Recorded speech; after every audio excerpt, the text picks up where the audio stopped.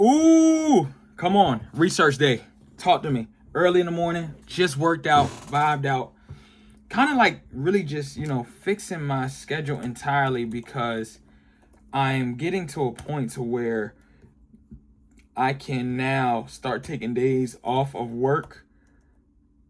And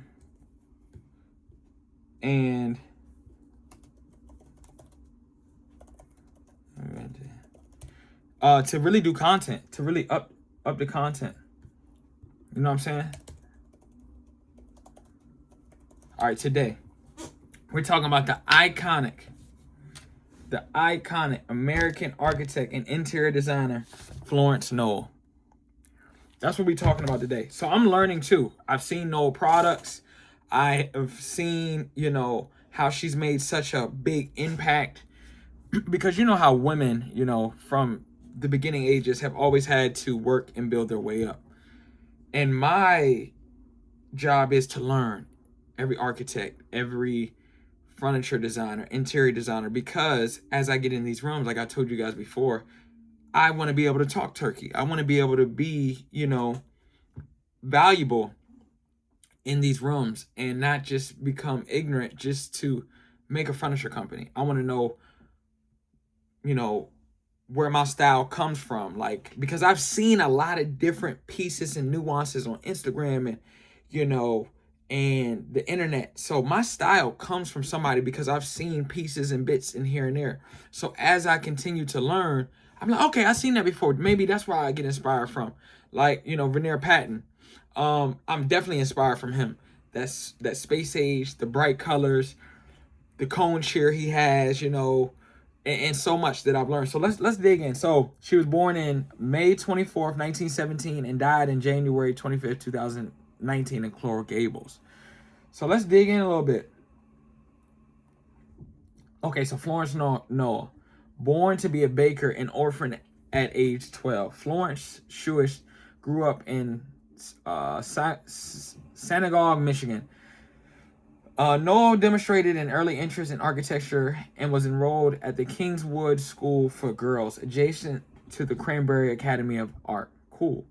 While at Kingswood, Florence befriended Enal Syrian, whom she would later study under at Cranbrook. Warmly embraced by the Syrian family, Florence vacationed with them in Finland, enjoyed the company of their accomplished friends, and formed a very close relationship with Ely's son, Eero. The connections she made and the skills she developed while at Cranbrook were the foundations of Florence in her design, education, and pioneering career. With the recommendations of Elo and Alvar, Florence went on to study under some of the greatest 20th century architects, including Walter Gropius and Marcel Breuer in Cambridge, Massachusetts.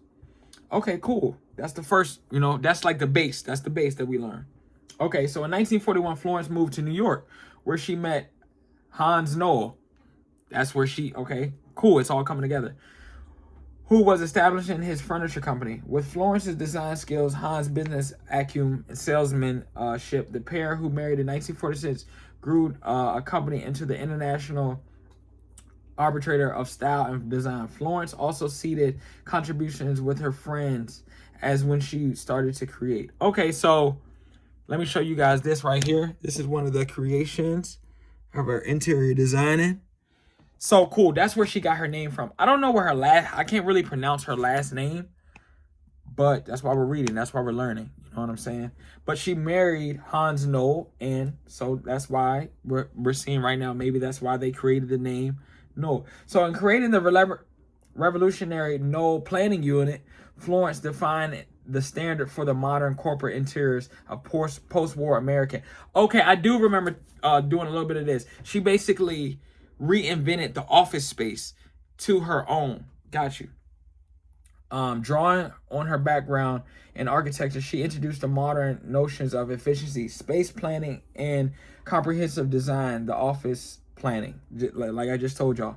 Florence maintained that she did not merely decorate space, she created. The planning unit rigorously researched and surveyed each client, assessing their needs, defining patterns of use, and understanding companies' hierarchies.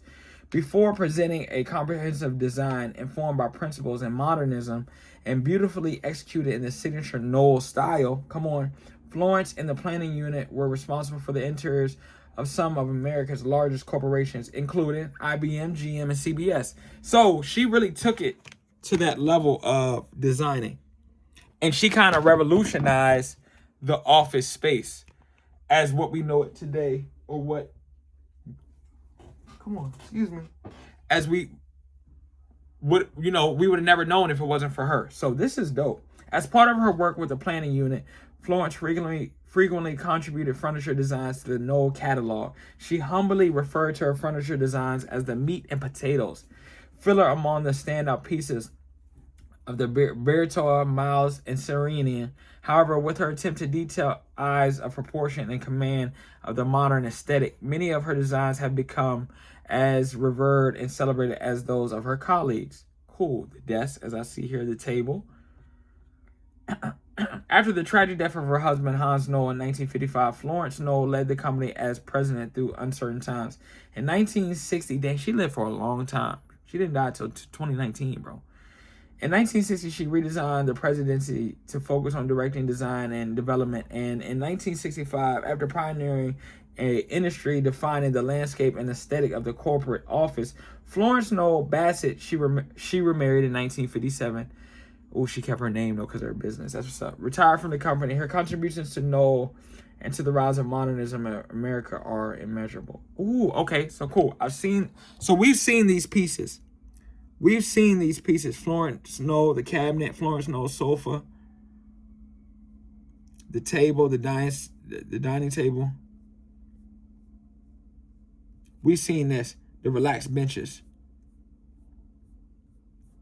So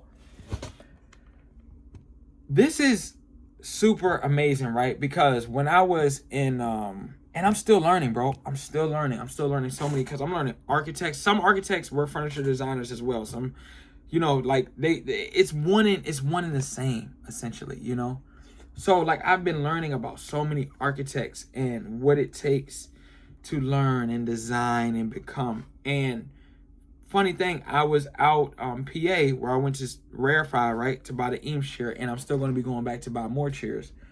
But I seen this big Knoll sign, and I'm like, I've seen that, and I know what that is, but I'm not 100% sure, because I'm not going to speak on it. And it's so funny that this woman, Florence Knoll Bassett, has,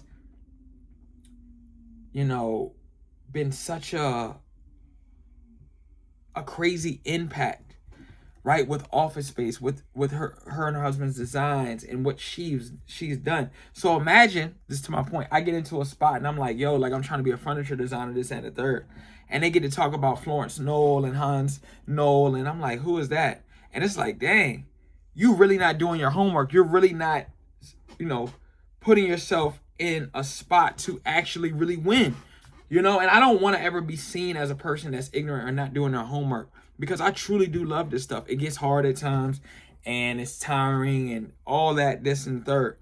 But like, I truly am trying to take my education and what I'm trying to do to the next level. And the only way to do that is to truly study.